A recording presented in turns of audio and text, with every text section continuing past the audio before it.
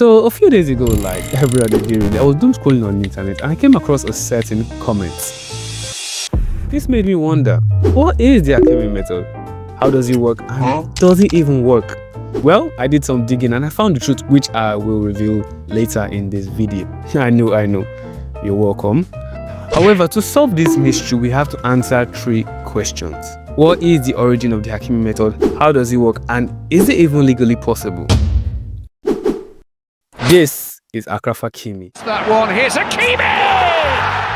A Moroccan superstar who just finished an impressive World Cup campaign and was at the peak of his career. Everything was moving fine, national hero, global superstar, until in March of 2023, Hakimi was charged with rape. But this wasn't the end of his problems. Weeks later, his wife, or ex-wife rather, Hiba Abouk, announced their divorce, which sparked outrage among members of... Many insisted she was a gold digger who was only after his money, hence the divorce just after 3 years of being married. Due to marriage laws in Western countries, divorce meant Hakimi might lose half of what he worked for during the span of his marriage. Things were looking dark for our boy Hakimi. In a shocking turn of events, news came out that Hakimi was one step ahead of his wife. According to unreliable sources, it was revealed that he was playing 4D chess all alone. It was claimed that after getting wind of his wife's plot, he put all his assets in a trust under his mom's name, which meant on paper he was more or less penniless. It was also reported that he received his wages through his mom's account. Apparently, his mom wasn't aware of what everybody was aware of. According to the same news from unreliable sources, it was revealed that Abouk had to give Hakimi half of what he owned instead.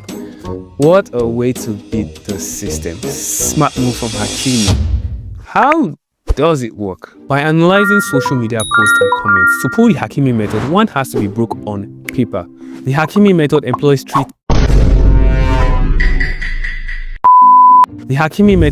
three techniques to make this possible. The first technique is simply done by creating a trust. Creating a trust ownership means the legal ownership of the property is transferred to a trustee who holds it on behalf of the trust beneficiary. In Hakimi's case, he is the creator of the trust and his mom is the trustee. However, the beneficiary could be him or a different family member. Regardless, he controls the trust despite the property being owned by his mom on paper. The second technique is known as income funneling. This means having paychecks or endorsement money deposited into accounts controlled by someone else. According to a report from reliable sources, Hakimi's salary is paid into his mom's account. Therefore, on paper, he has no salary. And the final technique is done via nominee owners or informal trusts. This is done when someone else's name appears on the document, but the real beneficiary in practice is the spouse. In Hakimi's case, his mom's name appears on documents, but the real beneficial owner is Hakimi. This looks easy and practical, and every man could beat the system by implementing it. Is it even legally possible? Before we go into that, if you're enjoying this video, please support this channel by hitting the like and the subscribe button. Also leave a comment, it will really help us out. Thank you. Now back to the video. In the absence of a prenuptial agreement, property obtained by the couple during the course of the marriage shall be split in half or as the judge sees fit. Using the Hakimi method, this could easily be avoided since the man has no property on paper. Courts look to substance over form. If the spouse keeps using the property, paid for it, or even received income from it, courts frequently find the transfer a sham, even if it's in someone else's name. Courts can look at who actually benefited from or controlled the assets. If the spouse was the real owner in everything but paperwork, the assets will be treated as marital property. Oh, but if it's in someone else's account, the courts can't touch it. Newsflash. The courts can trace funds, subpoena the third party, or even consider equitable remedies, especially if the third party is a close relative. Lastly, the Hakimi method involves creating a trust without the other spouse's knowledge. Doing this will get you from frying pan to fire, because in many jurisdictions, it will be regarded as marital fraud. In simpler terms, you lose the hidden property and more money by paying for damages. Now for the big reveal. Drum rolls please. Can the Hakimi method actually work? The answer is yes